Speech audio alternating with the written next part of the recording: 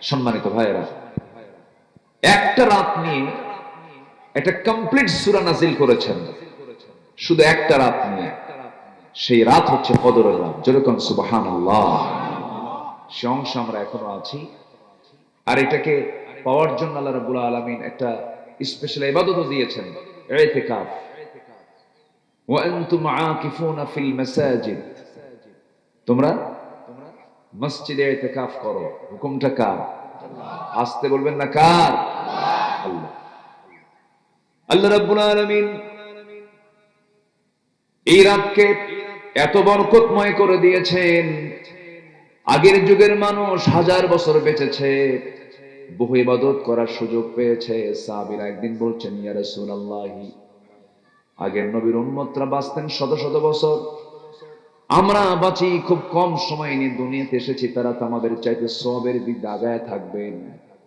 সঙ্গে সঙ্গে আল্লাহ রাব্বুল আলামিন উম্মতে মুহাম্মাদের জন্য এমন কিছু রাত দিলেন, তার মধ্যে শ্রেষ্ঠ রাত একটা কদরের রাত। আল্লাহ রাব্বুল আলামিন সুন্দর করে এক জায়গায় বলছেন, ইন্না আনজালনাহু ফি লাইলাতিল কদরি ওয়া মা আদরাকা মা লাইলাতুল কদর। আবার সূরা দুখানে বলা হচ্ছে, ইন্না আনজালনাহু কুরআনান লাইলাতুম মুবারাকা, আমি বরকতময় রাত্রিতে কোরআন নাযিল করেছি। এটাকে বরাত বলা হয়নি, এটাকে অন্য কোনো রাত বলা হয়নি। অধিকাংশ মুফাসসির তারা বলেছেন এটা কদর কি বোঝানো হয়েছে। আল্লাহ রাব্বুল আলামিন এই সূরার ভিতরে কদরের মধ্যে শুধু কদর নিয়ে কথা বলেছেন, অন্য কোনো প্রসঙ্গে এই জায়গায় টানা হয় নাই। এই রাতটা কেমন রাত, এই রাতের মাহাত্ম্যটাকে আল্লাহ রাব্বুল আলামিন নিজেই ব্যাখ্যা করে বলছেন। একটানা ৮৩ বছর ৬ মাস ইবাদত করলে যে সওয়াবটা হবে, আল্লাহ রাব্বুল আলামিন এক রাতে তার চাইতে বেশি সওয়াব আল্লাহ পাক সেই বান্দাকে দিয়ে দিবে। ৮৩ বছর ৬ মাস একটানা ইবাদত, ঘুম নাই, খাওয়া নাই, পেশাব নাই, পায়খানা নাই, একটানা ৮৩ বছর ৬ মাস ইবাদত করলে যে সওয়াব, তার চেয়েও খায়রুম মিন আলফি শাহর, তার চেয়ে বেশি সওয়াব আল্লাহ পাক ওই বান্দার আমলনামায় দিয়ে দিবে। তাহলে বলেন, আমাদের সঙ্গে আর কি অন্য কোন উম্মতরা পারবে? আজ থেকে পারবে? এটা কি আমাদের আনন্দ না? বলেন, এটা কি আমাদের আনন্দ নয়? তো এই রাতের এত দাম কেন? আবার এই রাতটাও আল্লাহ পাক রমজানের শেষ দশকে রেখে দিয়েছে। আমরা তালাশ করব, এখনো তালাশ করব, সামনেও তালাশ করব। জোরে বলি ইনশাআল্লাহ। আল্লাহ যেন কবুল করেন, আল্লাহ যেন কবুল করেন। গুনাহ মাফ হতে হবে, রমজানে গুনাহ মাফ হতেই হবে। গুনাহ মাফ না হলে বড় বেকায়দা, কারণ সামনে রমজান পর্যন্ত বাঁচবো তার কোনো গ্যারান্টি নাই। রমদুন থেকে রমাদান শব্দটা এসেছে, রমদুন, যার অর্থ হচ্ছে জ্বালিয়ে দেওয়া, ভস্ম করে দেওয়া। পশুত্বকে জ্বালিয়ে দিয়ে মনুষ্যত্বকে প্রতিষ্ঠা করার নাম হচ্ছে রমজান। সকল পশুত্ব, সকল গুণাগুলোকে নিজের জীবন থেকে মাইনাস করে, জ্বালিয়ে পড়ে সারখার করে একজন খাঁটি ইমানদার হয়ে গড়ে ওঠার মাস হচ্ছে রমজান। আল্লাহ তাআলা এই রমজান কারীম আমাকে আপনাকে দিয়েছেন। এত বরকত কেন দিয়েছেন জানেন? এত বরকত, আমরা মক্কায় যাই কাবা থাকার কারণে, মদিনায় যাই নবীর কবর থাকার কারণে, ওযু করি কিসের জন্য বলেন তো? নামাজের জন্য। তাহলে ওযু করি নামাজের জন্য, মক্কায় যাই কাবার জন্য, মদিনায় যাই রাসূলের কবরের জন্য। তো এই মাসের দামটা বাড়লো কেন? কোরআন নাযিলের জন্য। যেরকম সুবহানাল্লাহ, শুধুমাত্র কোরআন। আল্লাহ রাব্বুল আলামিন অন্য জায়গায় বলছেন, শাহরু রমাদানাল্লাযী উনজিলা ফীহিল কুরআনু হুদাল লিন-নাস ওয়া বাইয়িনাতিন মিনাল হুদা ওয়াল ফুরকান। জোরে বলুন আল্লাহু আকবার। রমজান মাস আল্লাহ রাব্বুল আলামিন গোটা কোরআনে 12 মাসের ভিতরে মাত্র এক মাসের নাম নিয়েছেন, ইসনা আশার। 12 মাস আল্লাহ দিয়েছেন, এর মধ্যে শুধু একটা মাসের নাম কোরআনে এসেছে, রমজান মাস আর কোন মাসের নাম আসে আসে নাই। রমাদান শব্দটা কোরআন শরীফে আসছে, মুহররম নাই, সফর নাই, রবিউল আউয়াল নাই, রবিউল সানি নাই, কোন মাসের নাম নাই। কিন্তু কোন মাসের নাম আসছে? রমজান মাস। তবে হ্যাঁ, হজের নাম আসছে, কিন্তু জিলহজ শব্দ আসে নাই। আবার হাদিসে শাহরুল্লাহিল মুহাররম, মুহাররম হচ্ছে আল্লাহর মাস বলা হয়েছে, কিন্তু শাহরুর রমাদান, রমজান মাস হিসেবে আল্লাহ পাক একটা মাসের নামই শুধু কোরআনে কোট করেছে। জোরে বলে সুবহানাল্লাহ। আর মাত্র কয়দিন আছে? আপনারা কয়দিন চান? 29 না 30 চান? অনেকে সুযোগ আছে হুজুর, এত পারা যায়? বলেন কয়দিন চান? বলেন কয়দিন চান? ইনশাআল্লাহ। বলে ইনশাআল্লাহ। এক মাস যদি পারে আরেকদিন চাইতে সমস্যা কি? আল্লাহ কবুল করুন। জোরে বলি আল্লাহুম্মা আমিন। আরে রমজানেও ওই নাইট ক্লাবে, মদের বারে অনেকে মদ খায়। এই রমজান মাসে আকাম কুকাম গুলো হয়। এই রমজান মাসে হোটেলগুলো খোলা থাকে, হোটেলের সামনে লেখা থাকে ভিতরে পর্দার সহিত খাবারের ব্যবস্থা আছে। জোরে বলেন নাউজুবিল্লাহ। ইসলাম ক্ষমতায় থাকলে এগুলোর কি পরিবেশ থাকতো? মদের দোকান বসতো? দিনের বেলা হোটেল খোলা থাকতো? তাহলে রাষ্ট্র ক্ষমতার প্রয়োজন মনে হয় নাই। আসতে বলবেন না, আছে না নাই? যে রোজাদার মনে করে রাষ্ট্র ক্ষমতার প্রয়োজন নেই, ওর রোজা রাখার কোনো দরকার নেই। কি কথা বোঝা গেল কি? কারণ রাষ্ট্র ক্ষমতা ইসলাম এসেছে হলো রমজান মাসে। কোন মাসে বলেন? বিজয় হয়েছে, দিনের বিজয় হয়েছে কোন মাসে? রমজান মাসে। বদরের বিজয় এসেছে রমজানে, মক্কার বিজয় এসেছে রমজানে। ইন্না ফাতাহনা লাকা ফাতহাম মুবিনা ওয়া লাকাদ নাসারাকুমুল্লাহু বিবদরিন ওয়া আনতুম আযিল্লাহ। আল্লাহ রাব্বুল আলামিন রমজান মাসে হাজার হাজার ফেরেশতা নাযিল করে রোজাদার মুজাহিদদেরকে সহযোগিতা করেছেন, সাহাবায়ে কেরামকে সহযোগিতা করেছেন। 313 জন সাহাবী হাজার সৈন্যের বিরুদ্ধে মোকাবেলা করে বিজয়ী হয়েছেন। গায়ের জোরে না ইমানের জোরে? গায়ের জোরে না তাকওয়ার জোরে? তাকওয়া অর্জন করেছে কোন ইবাদত করে? বলেন রোজা করে। বলেন বদরের বিজয় এসেছে কোন মাসে? তাহলে তাকওয়া, তাকওয়ার জোরে, ইমানের জোরে যে বিজয়টা আসছে, এই তাকওয়া অর্জন করেছে কি ইবাদত করে? রমজানের রোজা রেখে। রমজানের রোজা রেখে। তাহলে তারা রমজানের মাত্র 16টা রোজা রেখে বদরের যুদ্ধে অংশগ্রহণ করে রাষ্ট্র ক্ষমতা ইসলাম তারা পৌঁছিয়ে দিয়েছেন। দিনকে কায়েম তারা করেছেন, দিন কায়েমের সংগ্রাম তারা করেছেন। আর আমার দেশে বহু রোজাদার আছে, রোজা রাখে, আবার বলে রাষ্ট্র ক্ষমতা ইসলাম যাওয়া যাবে না, ইসলাম আগের, এখন আর চলবে না। যেরকম নাউজুবিল্লাহ। এরকম কিছু বুদ্ধিজীবী আমার দেশে আছে না নাই? এদের টাঙ্গাইলে একটা আছে, খুব বুদ্ধিজীবী, বলে আমার জীবনে কোনো গুনাই নাই। বুঝলেন? আমার তো আমি আমি কেন আমিন বলবো? বলে আমি কেন আমিন বলবো? এই যে আপনাদের পার্শ্ববর্তী এলাকায় তো, এই তো টাঙ্গাইল। হ্যাঁ, বুজুর্গ, খুব বুজুর্গ। বলে আমার জীবনে কোনো গুনাই নাই। হুজুররা বলে খেলা আমিন কো, আমিন কো। আমি আমিন কেন কব? আমার গুনাহ আছে নাকি? কত বড় বেয়াদব হতে পারে। তার আরেক ভাই বলল যে কোন একটা ইসলামী দল নিয়ে মন্তব্য করতে নিয়ে বলল তারা যদি জান্নাতে যায় সেই জান্নাতে আমি যাব না। সেদিন আবার একসঙ্গে আমার ইফতার মাহফিল করলি, আমি যা দেখি যে আমার পাশের সিটে, পাশের চেয়ারে বসে আছে। এগুলো চিত্র যাদের মধ্যে পাবেন ভাববেন এরাই হচ্ছে মুনাফিক। এরা কি বলেন? এরা কি বলেন? আসেন, আল্লাহ পাক কাদেরকে অপছন্দ করেন, আমি একটু মূল পয়েন্টের দিকে যাচ্ছি। আল্লাহ পাক কাদেরকে অপছন্দ করেন, এই অপছন্দনীয় কাজ থেকে আমরা দূরে থাকবার জন্য এইগুলো বিষয়গুলো আমরা শিখে নিই। কোরআনের আলোকে আল্লাহ তাআলার অপছন্দনীয় কিছু কর্ম আছে, মোট 17টা আজকে শিখে যাব। মোট কয়টা বলেন তো? 17টা। যুদ্ধ হয়েছে বদর কততম রমজানে? 17তম রমজানে।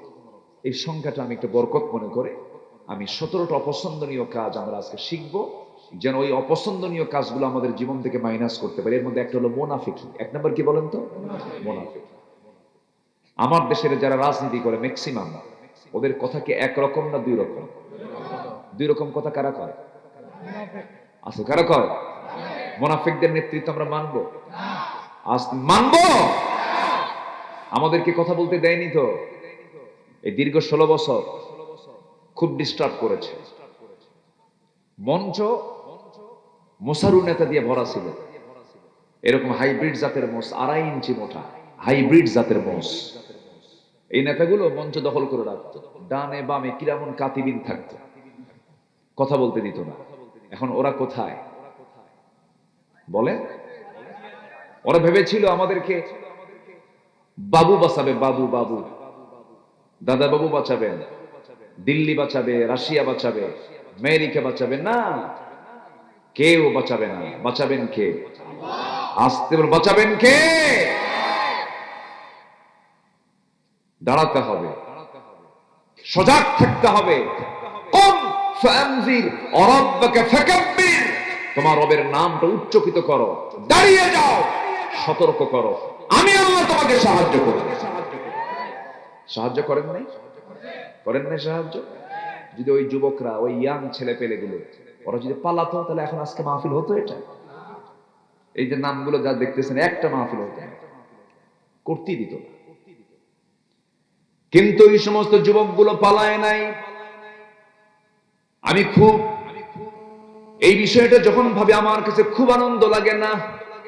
আমার দেশে সালাউদ্দিন আইয়ুবের মতো কিছু আল্লাহর গোলাম আছে, সাহসী কিছু সন্তান আছে বলে এই বিজয়টা আল্লাহ রাব্বুল আলামিন দিয়েছেন। আল্লাহ রাব্বুল আলামিন এক জায়গায় বলছেন, ইল্লা তানফিরু ইউআযিবকুম আযাবান আলীমান ওয়া ইয়াস্তাবদিল কওমান গায়রাকুম ওয়া লা তাদুররুহু শাইআ। তোমরা যদি পলায়ন করতে, তোমরা যদি বুক না দেখায়া পিঠ দেখায়া দিতে, তোমরা যদি সামনের কদম মজবুত না করে যদি পৃষ্ঠপোষণ প্রদর্শন করতে, পিছে যদি চলে যেতে, আল্লাহ বলছেন এমন একটা জাতি তোমাদের জন্য আমি আল্লাহ তোমাকে দিয়ে দিতাম, বড় ক্ষতি তোমার হয়ে যেত, তোমরা তেমন কোনো উপকার পেতে না। এই জন্য আমার বন্ধুগণ, এই জন্য আমার ভাইরা, এই যে বিজয়গুলো আসে একমাত্র কার সাহায্য বলে? আজ তো কার সাহায্য? বান্দার চেষ্টা, সাহায্য কার? আল্লাহ। এই যে বিজয়টা দিয়েছেন, একটা সুন্দর পরিবেশ আমরা পেয়েছি, এটা কে দিয়েছেন? কে দিয়েছেন? আল্লাহ দিয়ে। এটাকে ধরে রাখতে হবে, শত্রুকে চিনতে হবে। শত্রু যদি না চেনেন, শত্রুকে যদি আপনি সুযোগ দিয়ে দেন, বড় বেকায়দা হয়ে যাবে, বড় বেকায়দা হয়ে যাবে। আল্লাহ তাআলা তার রাসূলকে অর্ডার দিচ্ছেন মুনাফিকদের ব্যাপারে আপনি কেমন হবে। আল্লাহ রাব্বুল আলামিন বলেন, ইয়া আইয়ুহান নাবিয়্যু জাহিদিল কুফফারা ওয়াল মুনাফিকিনা ওয়াগলুয আলাইহিম ওয়া মাআওয়াহুম জাহান্নাম। হে রাসূল, কাফেরদের বিরুদ্ধে আপনি জিহাদ করুন, মুনাফিকদের বিরুদ্ধে আপনি জিহাদ করুন। ওয়াগলুয আলাইহিম, তাদের সঙ্গে কোনো প্রকার আপোষ করা যাবে না, খুব কঠোর হবে। মুনাফিকদের সঙ্গে কোনো নরম কোনো সুর দেওয়া যাবে? কিসের পুনর্বাসন? কিসের পুনর্বাসন? আল্লামা সাঈদীর রক্ত নিয়ে ওরা খেলা করেছে। আসতে বলবেন না, জোরে বলুন ঠিক কিনা? এটা পরিকল্পিত হত্যাকাণ্ড। এটা শাপলা চত্বরে আমার চোখ সাক্ষী কি করেছে ওরা। হাজার হাজার মানুষের রক্ত নিয়ে যারা ছিনিমিনি খেলেছে। সাপের স্বভাব কামড় দেওয়া, ও কখনো চুমু দেবে না। সাপ কি চুমু দেবে না কামড় দেবে? কামড় দেবে। মাথায় রাখতে হবে, শত্রুকে বন্ধু বানানো যাবে। আকলমন্দ ইশারা বা আশার, সচেতন ব্যক্তির জন্য ইঙ্গিতগুলোই যথেষ্ট, আমরা বুঝে নিই। আসুন, আল্লাহ পাক কি অপছন্দনীয় কাজগুলো আছে আল্লাহ পাক সেটা পছন্দ করেন না। এর মধ্যে এক নাম্বার বলেছি হলো মুনাফিকি করা। মুনাফিকি করব না আমরা, জীবনের সকল জায়গায় ফ্রেশ থাকবো। কথা, মুখ আর অন্তর দুই রকম না একরকম হবে? দুই রকম না একরকম? একরকম। মনে যা থাকবে মুখেও তাই থাকবে। যদি কারো ব্যাপারে কোনো কথা বলি, মুখে বলবো। কিসে বলবো? মুখে, আড়ালে না। আড়ালে বললেই বেকায়দা, তখন গীবত হয়ে যাবে। তখন কি হয়ে যাবে? গীবত হয়ে যাবে। মুনাফিকি আচরণ করা যাবে না। আল্লাহ রাব্বুল আলামিন বলেন, ইন্নাল মুনাফিকিনা ফিদ দারকিল আসফালি মিনান নার ওয়া লা তাজিদ লাহুম নাসীরা। সূরাতুন নিসা আয়াত নাম্বার হলো 145, 145। আল্লাহ রাব্বুল আলামিন বলেন, 7টা জাহান্নাম আল্লাহ রাব্বুল আলামিন উদ্বোধন করবেন কাউকে দিয়ে নয়। প্রথম উদ্বোধন হবে হলো মুনাফিক দিয়া। মুনাফিকদেরকে জাহান্নামের তলদেশে আল্লাহ রাব্বুল আলামিন তাদেরকে রাখবেন এবং বলছেন ওয়ালান তাজিদা লাহুম নাসীরা, তাদের জন্য কোনো প্রকার সাহায্যকারী থাকবে না। জোরে বলি নাউযুবিল্লাহ। মুনাফিক তো কালিয়ে করে নাই, আছে? মুনাফিক কে? কোন কথা কাজে আমাদের মিল আছে তো নাকি? আমাদের মিল আছে তো। ওমরে ফারুকের নাম সবাই শুনছেন না? কয় নাম্বার খলিফা? 2 নাম্বার। ওমর ইবনুল খাত্তাব রাদিয়াল্লাহু তাআলা আনহু, তিনি একদিন কাঁদতেছেন, চোখের পানি ফেলে ফেলে কাঁদতেছেন। ইসলামের দ্বিতীয় খলিফা ওমরে ফারুক রাদিয়াল্লাহু তাআলা আনহু। অনেকদিন আগে এক মাহফিলে আমি বললাম, ওমরে ফারুককে চিনেন কে? সামনে থেকে ছোট্ট একটা ছেলে দাঁড়ায় বলে, হুজুর আমি চিনি। কে? আমাদের বাড়ির দোতলায় ভাড়া থাকে। এই ওমর কিন্তু সেই ওমর না। এই ওমর হলো খলিফাতুল মুসলিমিন ওমরে ফারুক রাদিয়াল্লাহু তাআলা। চোখের পানি ফেলে ফেলে কাঁদেন। সবাই বলছে, ওমরে ফারুক রাদিয়াল্লাহু তাআলা আনহু আপনি কান্না করছেন কেন? তিনি বলছেন, আমার মনে হয় আমি মুনাফিক হয়ে গেছি। আমার নবীজি একজন সাহাবীর কাছে মুনাফিকদের তালিকা রেখে দিয়েছিলেন। সেই সাহাবীর কাছে গিয়ে বলছেন, ভাই হুযায়ফা এদিকে আসো, দেখো তো নবীজির রেখে দেওয়া সেই মুনাফিকের তালিকার মধ্যে আমি ওমর, আমার নামটা আছে নাকি? আমার নামটা আছে নাকি দেখো। আমার মন বলছে আমি মনে হয় মুনাফিক হয়ে গেছি।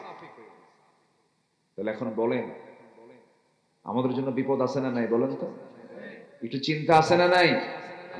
মুনাফিকের আলামত কয়েকটা। একটা হলো কথা বলা মিথ্যা, ওয়াদা করলে ভঙ্গ করে, আমানতের খেয়ানত করে, আর সারতে না পারলে রাগ উঠলে মুখে বাংলা ছেড়ে দিয়া ইংলিশ করে।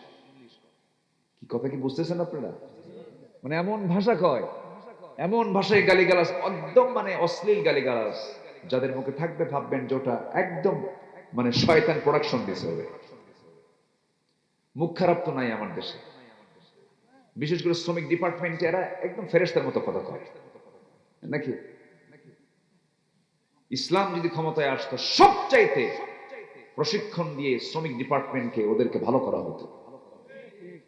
শ্রমিক ডিপার্টমেন্ট, শ্রমিক মানি হচ্ছে, ডিপার্টমেন্ট মানি হচ্ছে কোন ড্রাইভারের শিখবে হেল্পার হয়ে গেছে, মায়ের নাম আর বাপের নাম দিয়ে বাস গালি শুরু হয়ে গেছে। আমি কি ভুল বলতেছি? একদম বাস্তব।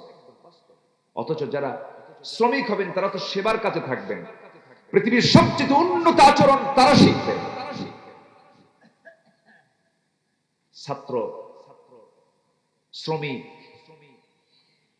শ্রমিকদের ডিপার্টমেন্ট, ছাত্র রাজনীতি আদর্শ নির্ভর যদি হতো, তাহলে আজকে দেশের চরিত্র এমনটা হতো না। 16 বছর ছাত্রদের হাতে ওরা অস্ত্র তুলে দিয়েছিল, হাতুড় দিয়ে মাথায় আঘাত করা হয়েছে, হাতুড় নিয়ে ঢাকা ইউনিভার্সিটিতে মেরেছে ওরা। সম্মানিত ভাইরা, তাহলে মিথ্যা বলা যাবে না, ওয়াদা ভঙ্গ করা যাবে না, আমানতের খেয়ানত করা যাবে না। নাম্বার 4, বেহুদা বাজে কোনো কথা বলা যাবে না। যদি বলা হয়, যদি করা হয় এগুলো, তাহলে ভাবতে হবে কি হয়ে গেছে সে, মানে কি হয়ে গেছে? মুনাফিক হয়ে গেছে। টাকা পায়, টাকা দেয় না, এরকম লোক আছে না নাই বলেন তো? যে টাকা দেয় সে কি বিপদে, না যে টাকা নেয় সে বিপদে?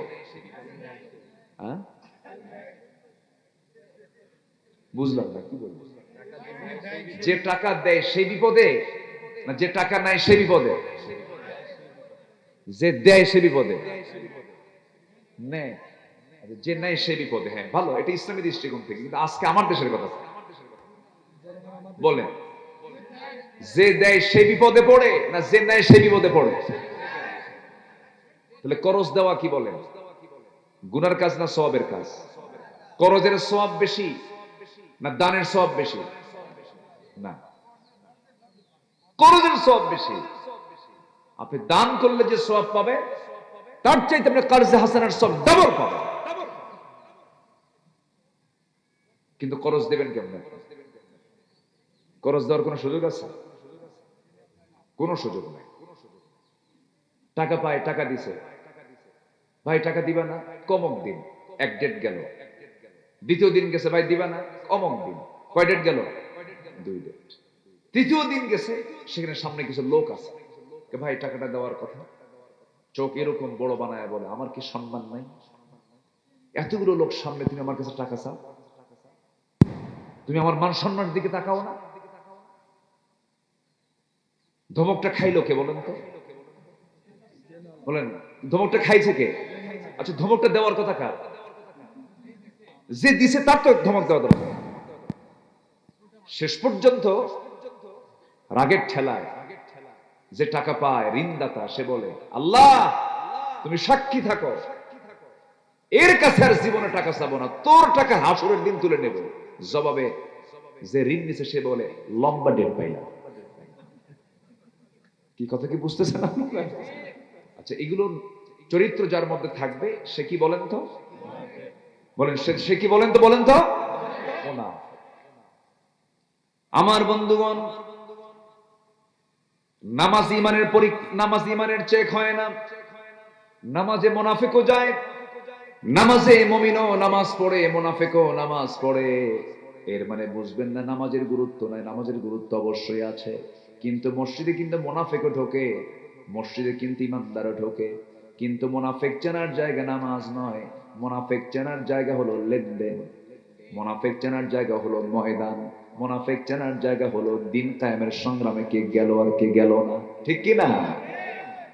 মুনাফিক তো নামাজও পড়ে, ওদের নামাজ তো আরো সুন্দর, সুন্দর যায় নামাজ নিয়ে যায়, সুন্দর পোশাক পরে, চেহারাও সুন্দর হয় ওদের, বুঝলেন?